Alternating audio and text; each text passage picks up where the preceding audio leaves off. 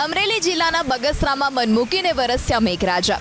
સવારથી જ છવાયા હતા કાળા ડિબાંગ વાદળો। બપોર બાદ એકાએક વરસાદ તૂટી પડ્યો। બગસરા શહેરની બજારોમાં વરસાદી પાણી વહેતા થયા। શહેરના કુકાવાવ નાકા પર તો નદીની જેમ વરસાદી પાણી વહેતા થયા। સુરેન્દ્રનગર જિલ્લામાં પણ વરસાદી માહોલ રહ્યો। લીંબડીમાં ધોધમાર વરસાદ વરસ્યો। સતત 3 દિવસથી વરસાદી માહોલને લઈ લીંબડી શહેરમાં ઠેક ઠેકાણે પાણી ભરાયેલા છે।